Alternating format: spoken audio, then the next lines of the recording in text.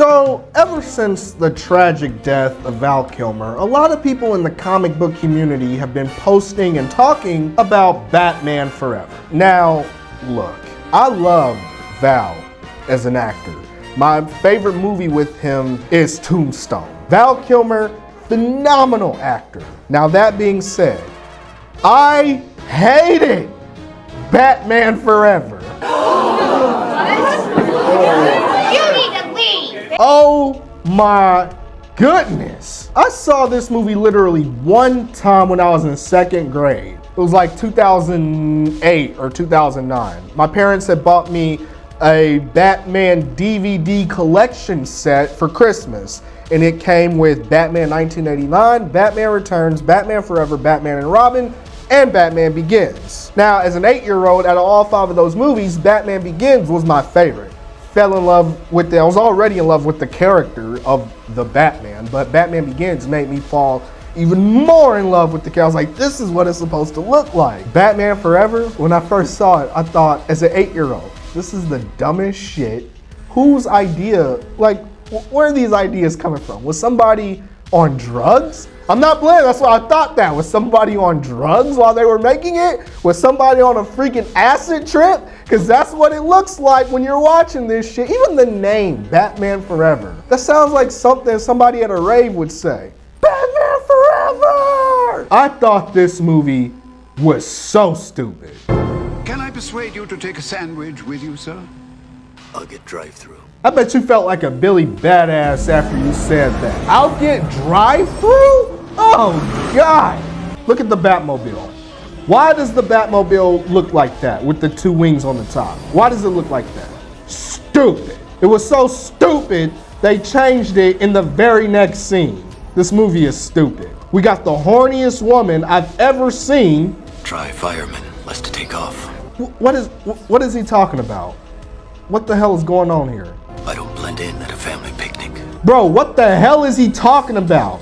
This is so stupid. This man, Batman, this man said, I don't blend in a family picnic. And don't even get me started on this crap. A skin-tight suit with question marks all over it. It's like watching a freaking cartoon. Now, a lot of people would say Batman and Robin is 100 times worse. I've said this before. I hate Batman Forever, and people will be like, oh, well, clearly you've never seen Batman and Robin. No, I have. But do I believe it's a worse film than Batman Forever? No. And quite frankly, I don't see why you believe that either. Batman Forever and Batman and Robin are the exact same movie. I really don't see how you can, with a straight face, say that one is better or more terrible than the other. I think they're both equally trash. I mean, these 2 movies have the same director, a couple of the same writers, the same cheesy world filled with gigantic, creepy as shit statues. I don't understand how you can like or even tolerate this movie, but consider this movie to be garbage. They're the same. Can I persuade you to take a sandwich with you, sir? I'll get drive-through. I want a car. Chicks dig the car. Chicks love the car.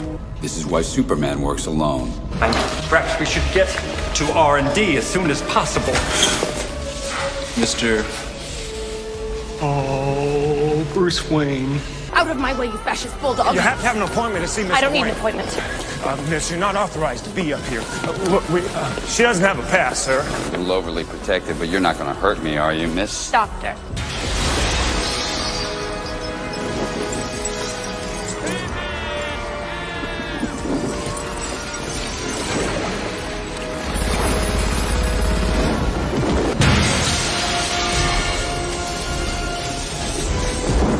Hi, Freeze.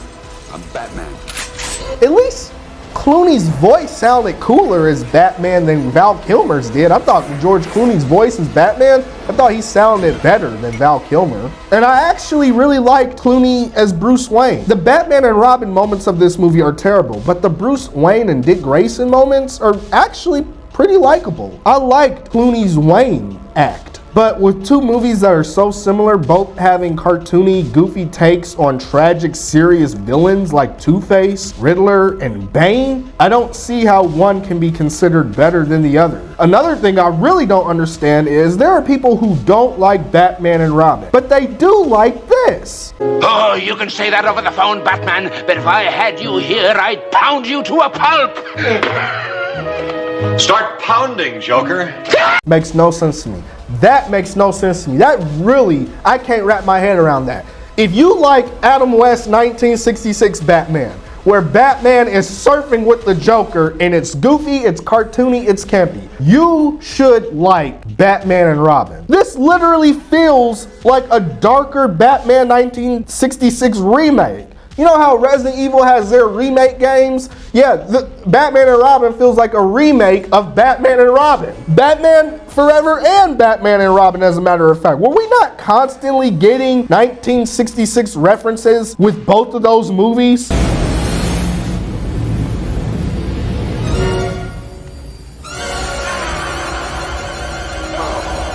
Holy popcorn! Holy flypaper! Holy Kofax! Holy Jack in the Box! Holy red herring! Holy rusted metal, Batman! Huh?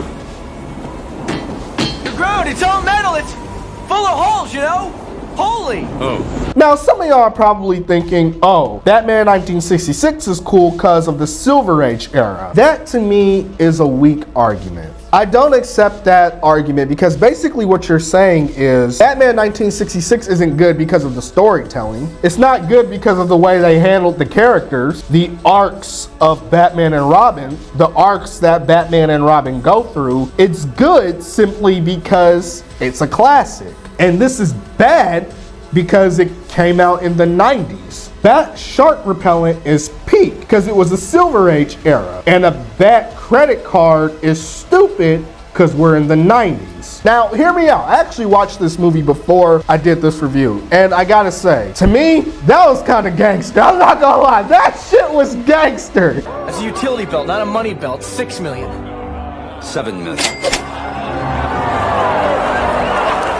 Never leave the cave without it. Dude actually pulled out a credit card and said, never leave the cave without it. That scene reminds me of White Chicks when they were auctioning off women and Terry Crews' character came up talking about some $50,000 cash. Batman having a Bat credit card is inappropriate for the dark, psychologically broken, hiding in the shadows, you don't even really know if he's real or not type character. But that scene, that was kind of gangster. $7 million. Cha-ching! I know this is how Batman was in the 1960s, but I also know this was how Batman was in the 1940s. Much darker, more vicious. People thought he was a vampire. He actually killed criminals. Some people from the 1940s, I would imagine, probably didn't like the lighthearted, goofy, kid-friendly Batman that danced around in public and wore multicolored costumes in the 1960s. Personally, I respect Adam West Batman, 100%. Do I like the show? I've seen the show. I've seen a lot of episodes. Do I like it? Not really. I don't like it enough to watch it. I don't like this shit either. But I do like it more than the 1966 era. I wouldn't want to watch either one of them, but if I had to pick one, I would pick the Schumacher films over the Adam West show. Because I like a more darker version of Batman. And of the two, the Schumacher, while both trash, Schumacher era is more darker. I think Clooney's Bat is more badass than West's. I think there's more story and more depth to the characters. But honestly, none of that is saying much at all. This is just a real analysis over Batman and Robin and Batman and Robin. I do think the 1966 Batmobile is better though. I don't know whose idea it was to put a freaking disco light in the Batmobile, but yeah, stupid. I would have fired that dude on the spot if he came to me. We should put a disco light inside the Batmobile. What? And this Batmobile looks stupid too. It looks dumb as hell. If you like Batman Forever more than Batman and Robin, that's your business. I'm just here to say, to me, I see no difference between the two films. It's like Lucky Charms and Marshmallow Maties to me. But If you think that Batman Forever is better, please let me know down below why.